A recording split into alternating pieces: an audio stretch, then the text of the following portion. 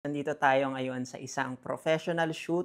Ang ganda dito sa accommodation natin kasi solo lang tayo and since hindi pa naman nag start yung event, medyo mahaba pa yung oras natin. So, 5 minutes na vlog. Sharing lang kung paano yung diskarte ko as a professional photographer kapag nag-out of town trips ako sa mga gamit na dinadala ko and yung diskarte ko kapag nag-shoot.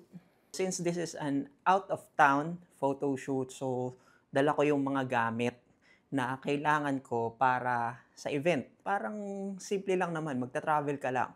Pero kasi 'pag sumakay ka ng eroplano, ibang usapan yung mga dala-dala mo. Kasi may mga bagay na hindi mo puwedeng dalhin or hindi puwedeng nasa bag na carry mo sa eroplano. Kailangan mo siyang i-check-in. Tapos may mga bagay din na hindi mo puwedeng i-check-in na kailangan na dala mo. As a photographer na nagta-travel, medyo komplikado yung mga gano'ng bagay. Kaya meron tayong dalawang bag. So, ang dala ko, ang bitbit ko is itong maleta, tsaka ito, backpack. So, yung backpack natin, this is a KNF Concept camera bag. So, camera bag talaga siya kasi meron siyang mga designated pockets and padding para sa mga camera accessories, equipment, lens, mga ganon. So, etong bag natin, ang laman nito is yung mga camera gear natin, photography equipment.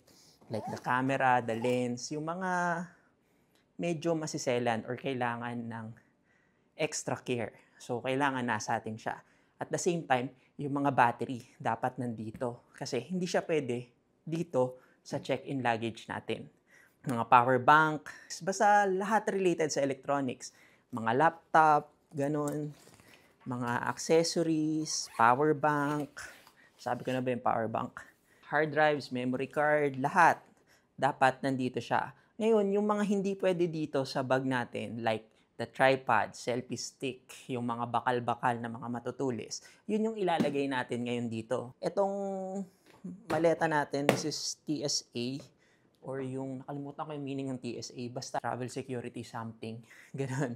So, kaya nilang mabuksan tong bag kung may makita man sila nakakaiba. So, bubuksan na nila yung bag mo nang hindi nila sinisira yung zipper.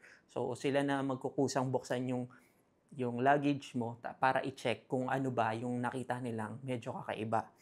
So, hindi ka na nila aabalahin pag ganun. And nandito yung mga tsinelas, ganun. Nandito siya. Pakita ko lang iba niyang mga laman. Like this tripod, full-size tripod. Meron tayong extension cord. Yung iba mga nailabas ko na eh. Selfie stick. Tapos, eto, mga, ano ba to? Mga bakal-bakal.